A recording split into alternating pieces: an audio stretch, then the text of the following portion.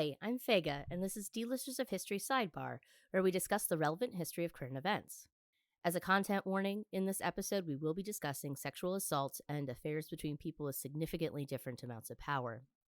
With so many to keep track of, you could be forgiven for not keeping up with the latest news of former President Donald Trump's various lawsuits. So if you missed it, this week, Trump was ordered by a court in New York to pay E Jean Carroll $83.3 million for defamation. That is on top of the $5 million he already has to pay for sexually assaulting her in the 1990s. I'll hold you above me, so if you can trust me.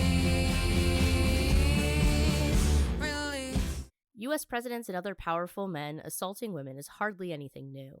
Many of my fellow millennials first learned about a variety of sex acts watching the evening news during Bill Clinton's sex scandal with Monica Lewinsky. What is new is a woman not only successfully bringing a powerful man to justice for the assault, but also getting compensation for the slander that she endured as a result of the accusation. Usually, when an affair or assault regarding a president or Supreme Court justice or whoever pops up, the case is not brought to court, and the women are certainly not compensated for the destruction of their lives and careers from the subsequent media frenzy. Thinking of women who flipped the script on morally questionable affairs with U.S. presidents, I would be remiss if I did not mention Nan Britton. I hope you'll never forget to remember me when you hear. Nan Britton was a mistress of President Warren G. Harding. 30 years his junior, she was also from Marion, Ohio. Contemporary sources says that the relationship began when, at the behest of Britton's father, Harding spoke to Britton to dissuade her from her, quote, teenage infatuation. She claims the affair started not long after that, just after she graduated high school.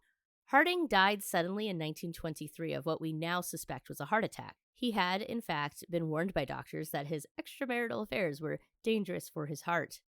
Medical history is wild, y'all. Anyway, in 1927, Britton published a salacious book called The President's Daughter, documenting her affair with Harding. When she failed to find a publisher willing to distribute the book, she had her own organization, the Elizabeth Ann Guild, publish it. In the book, Britton documented her affair with Harding in great detail. In fact, it was so detailed that the book was treated as though it were pornography. There were attempts to prevent its printing and to ban it.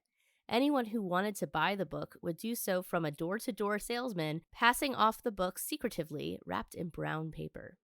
In the book, Britton claimed that not only did she have sex with Harding in all manner of interesting places, including a coat closet in the executive office, but that her daughter, Elizabeth Ann, was the direct result of that affair. Elizabeth Ann was, in fact, the reason she wrote the book. Harding had promised to send Britton money to support their daughter, but after his death, his surviving widow was, understandably, disinclined to continue that arrangement. The book was a way for Britton to support her family in a time when surviving as a single mother was even more difficult than it is today. Britton was lambasted from all quarters for speaking out, especially for her claim around her daughter's paternity. But in spite of that pressure, she stood by her statements until she died in 1991. In 2015, Ancestry.com performed a DNA test that proved that Elizabeth Ann was, in fact, the daughter of Warren G. Harding. You are the father! Thank you so much for listening to D-Listers of History. If you enjoyed yourself, be sure to subscribe and drop us a review on whatever platform you listen on. We are a weekly podcast. Our next full episode will drop Monday, February 5th.